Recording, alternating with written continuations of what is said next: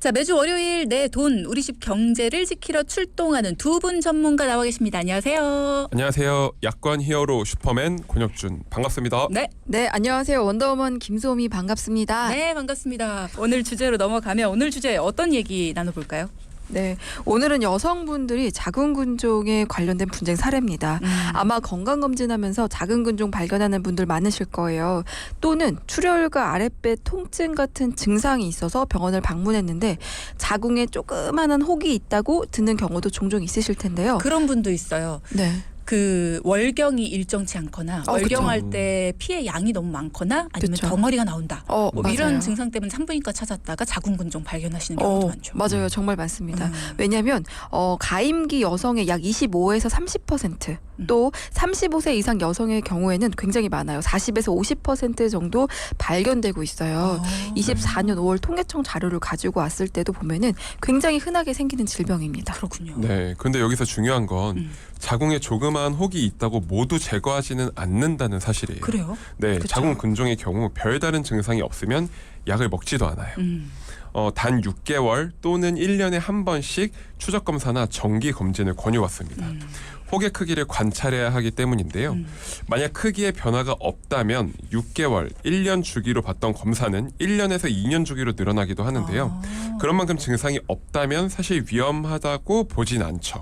하지만 정기 검진 시 크기가 커졌거나 혹은 출혈이나 아랫배 통증처럼 증상이 있다면 치료를 권유받게 됩니다. 그러면 치료가 필요하다라고 생각이 되는 경우에는 어떻게 치료가 되는 거예요?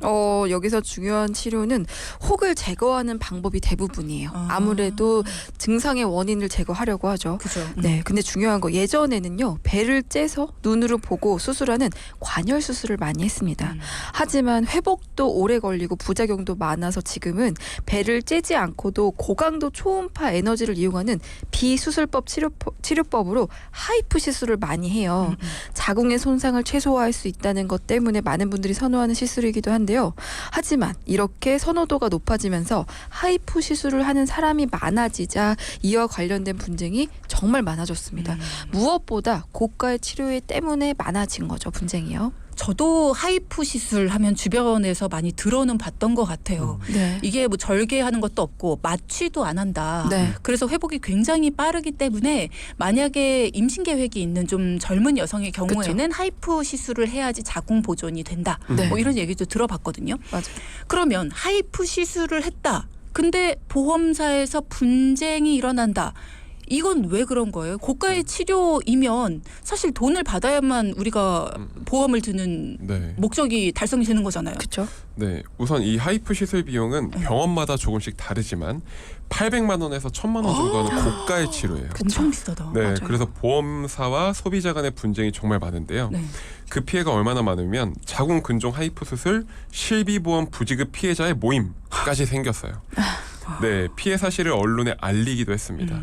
피해자 모임의 주장은 보험사가 느닷없이 하이프 시술에 대한 청구 접수를 받지 않고요.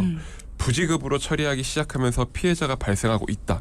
그렇기 때문에 법적 대응을 통해 권리를 되찾겠다는 입장입니다. 네, 맞아요. 반면에 보험사 주장은 이렇습니다. 자궁 크기 2cm 이하 및 폐경 이후 시술의 두 가지를 크게 문제 삼고 있어요. 그러니까 대한산부인과 학회에 하이프 진료 지침에 근거하고 있다 이렇게 주장하지만 진료 지침을 보면 사실 크기에 대한 언급은 전혀 없어요. 그리고 방금 제가 폐경 이후 시술 두 가지 크게 문제 삼고 있어요 말씀드렸던 것처럼 폐경에 대한 언급은 잠시 되지만 권고사항 수준이기 때문에 권고사항보다 사실 주치의 소견이 우선되는 건 상식이죠. 그죠. 네. 보험사 주장이 이게 크기 2cm 이하 근종과 폐경 이후의 시술은 보험금을 주지 않겠다는 건데요. 그건 주장인 거죠. 어디 써 그쵸. 있는 게 아니라. 예, 그럼 그 외의 경우 즉 폐경이 아니거나 크기 2cm 이상의 근종이 되어야지만 보험금을 지급한다는 거예요. 그리고 폐경에 대한 권고사항이랑 대한산부인과 학회의 지침서와 같습니다. 하지만 환자를 직접 진료하고 치료하는 주치의 소견이 훨씬 중요하다는 건 상식인데요.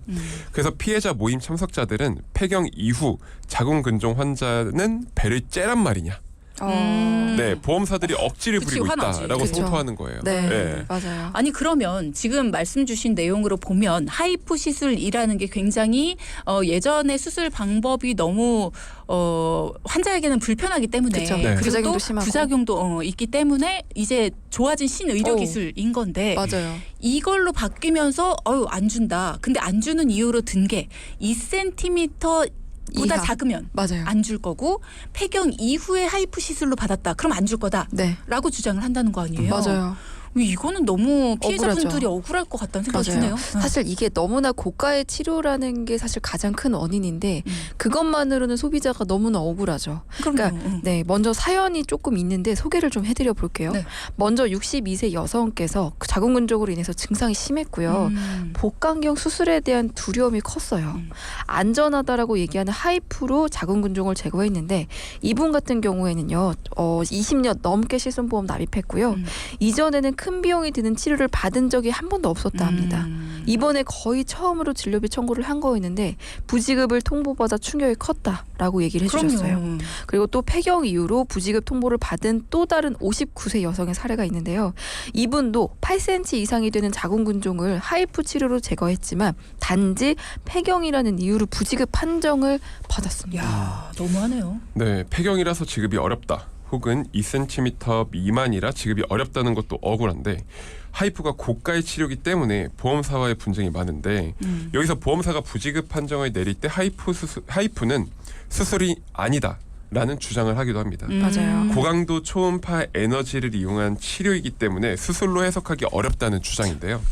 이럴 땐 우리가 수술의 정의를 살펴보셔야 합니다. 약관에서 수술이란 병원이나 의원의 의사에 의해 치료가 필요하다고 인정된 경우로 의료기관에서 의사의 관리 하에 치료를 직접적인 목적으로 의료기구를 사용해 생체의 절단, 절제 등의 조작을 가하는 것을 말하는데요. 네. 하이프는 신체의 절단이나 조작을 가하지 않는다는 이유로 거절을 주장하는 거예요. 물론 절단이나 조작을 너무 좁게 해석하면 그렇게 볼 수도 있습니다. 하지만 하이프는 신의료기술평가의원회로부터 안정성과 치료 효과를 인정받은 신의료기술입니다. 그치, 제 네. 말이 그 말이에요. 맞아요. 주디께서 말씀하셨던 것처럼 중요한 건 약관이에요. 신의료기술도 수술에 포함된다라는 내용이 명백합니다. 적혀 있어요. 하이프 시술이나 지난번에 다뤘던 갑상선 고주파 절제술의 경우 이미 신의료기술로 인정받았기 때문에 수술비 청구가 가능하다라는 거 꼭 기억해 주세요. 특히 2cm 이하라는 이유로 보험금 지급을 거부하는 것, 폐경이라는 이유로 보험금 지급을 거부하는 건 보험 약관의 해석이 문제가 아닌 약관상에도 없는 내용을 근거로 보험금을 지급하지 않는 거라고 볼 수 있어요. 만약에 방송 듣고 계시는 동기분들께서 보험금 지급 거절 당했다면 저희한테 도움을 좀 청해 보시면 좋겠습니다. 네.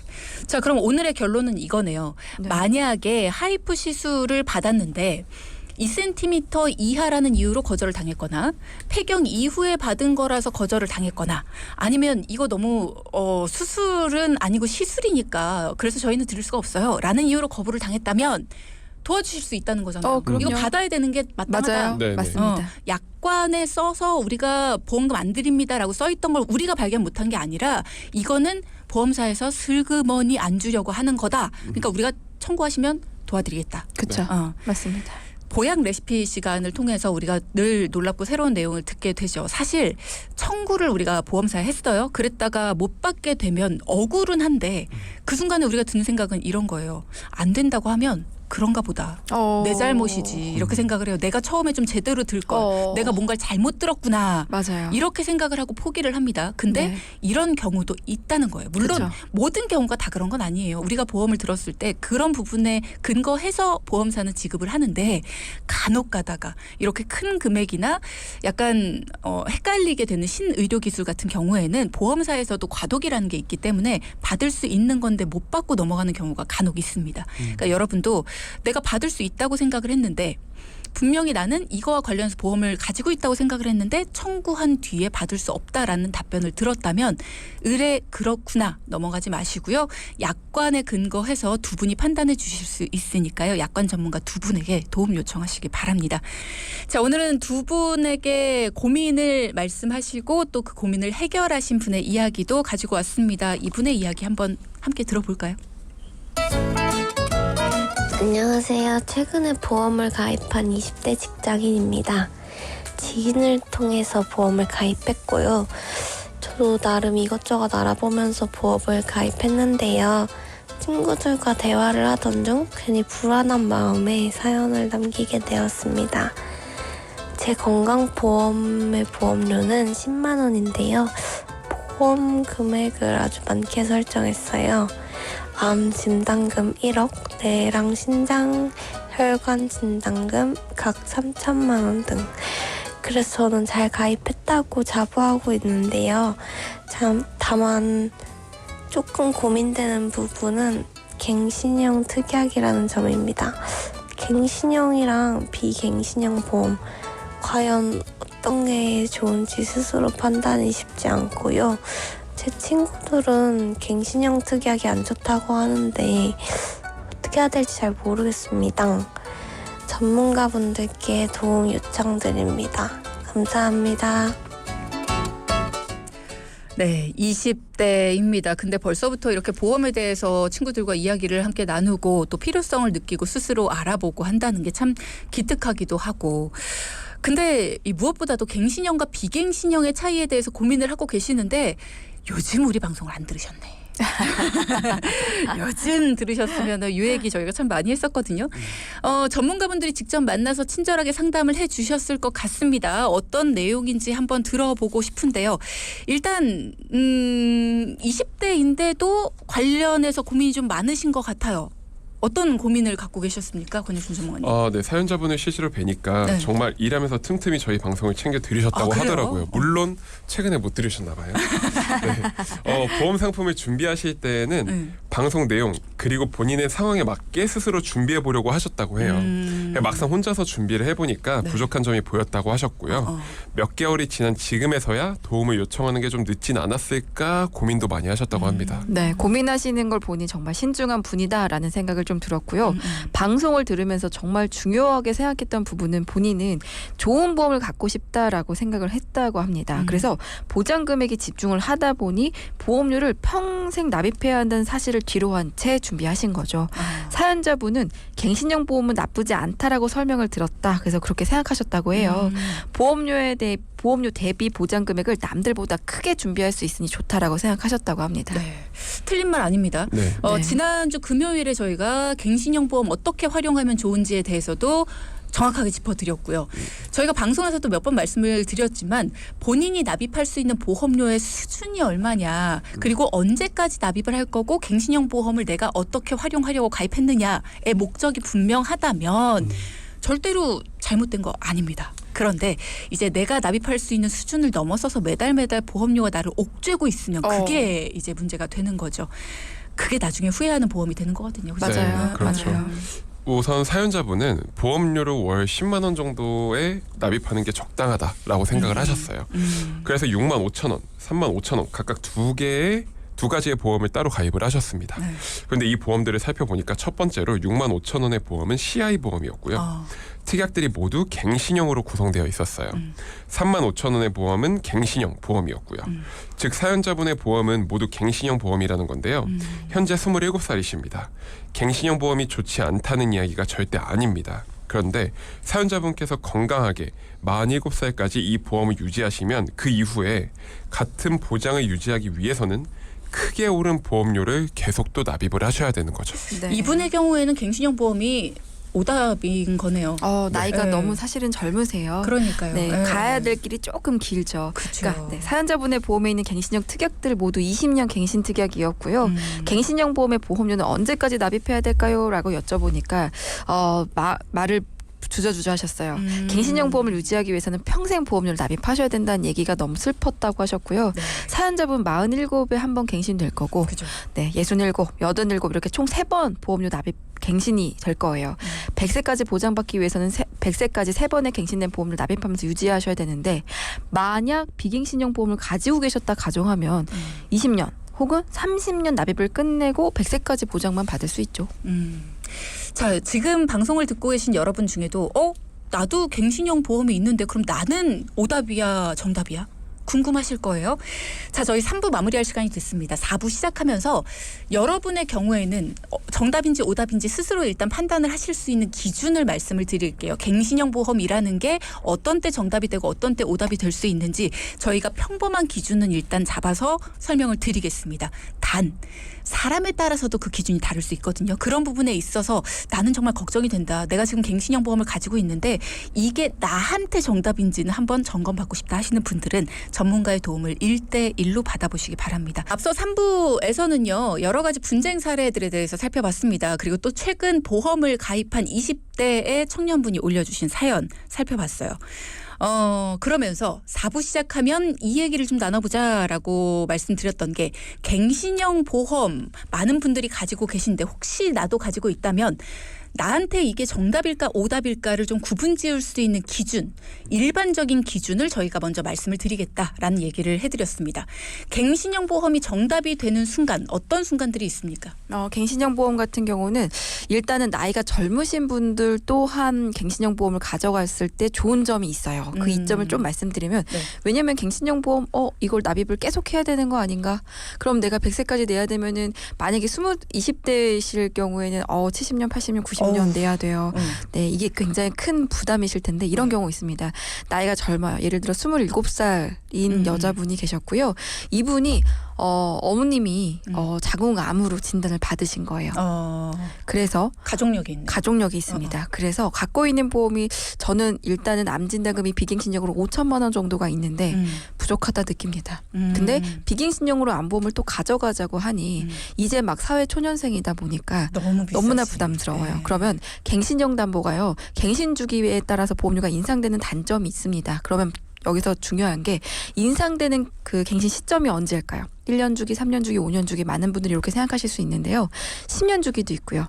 20년, 30년 주기도 있어요. 잘 찾아보세요.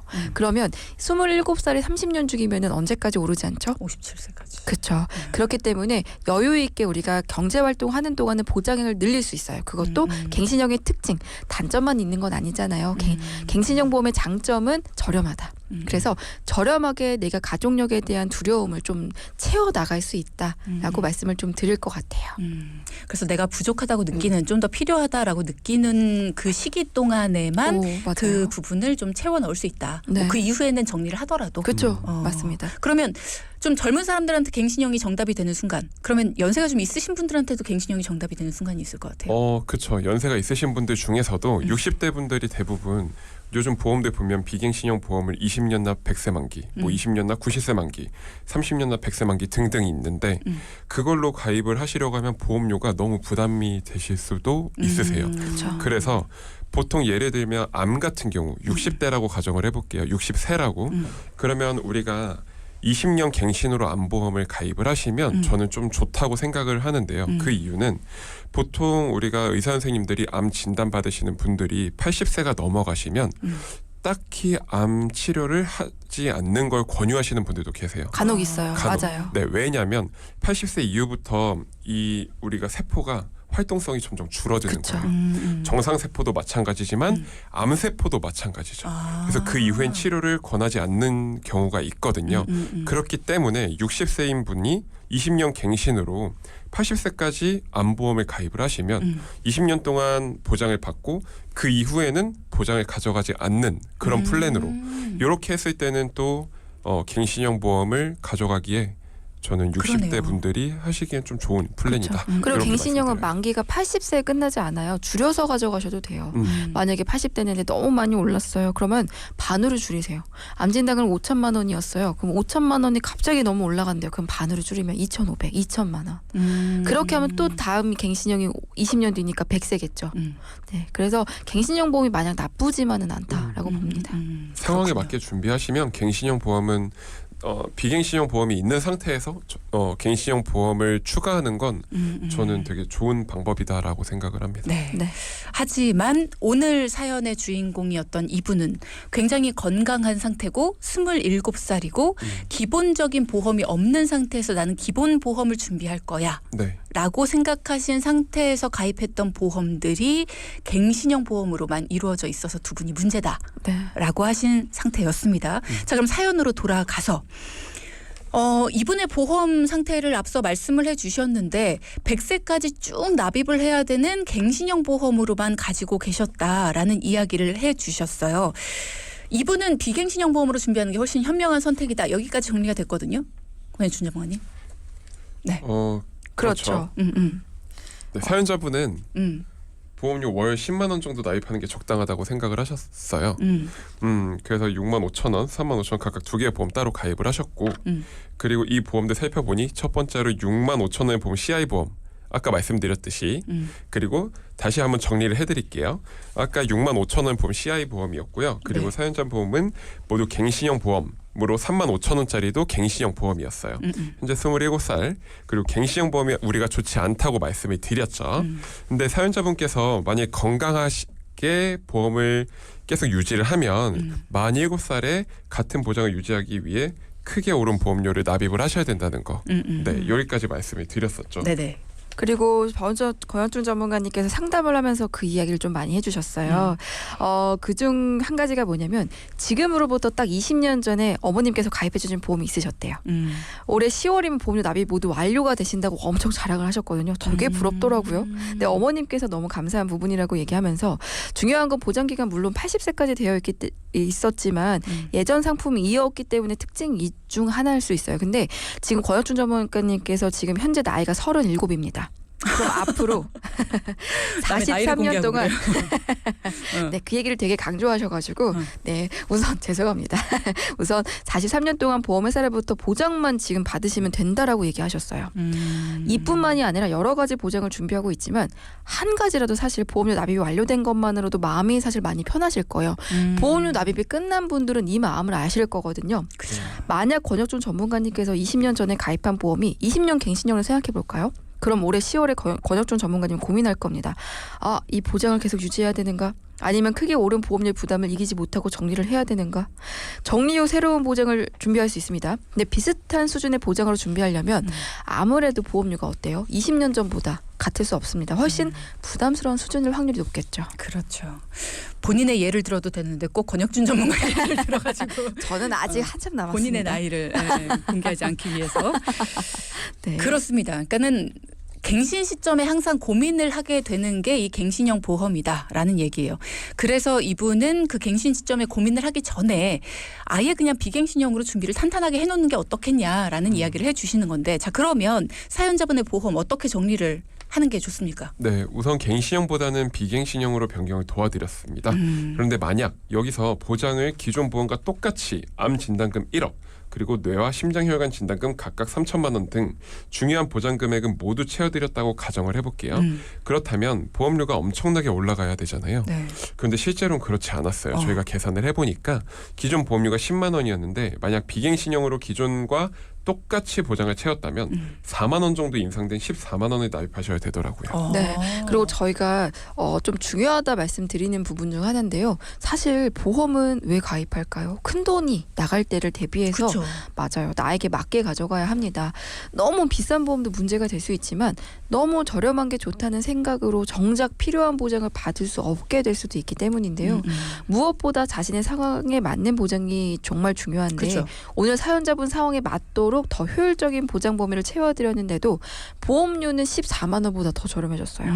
우선 뇌혈관 그리고 심혈관 질환은 기존 3천만 원의 진단금은 있었지만 매회 받을 수 있는 수술비가 확인이 좀 어려웠습니다. 이게 굉장히 중요하거든요. 정답이죠. 맞아요. 그래서 뇌혈관, 심장혈관의 진단금은 3천만 원에서 2천만 원으로 줄였지만 뇌와 심장의 수술비를 2천만 원씩 추가로 도와드렸어요.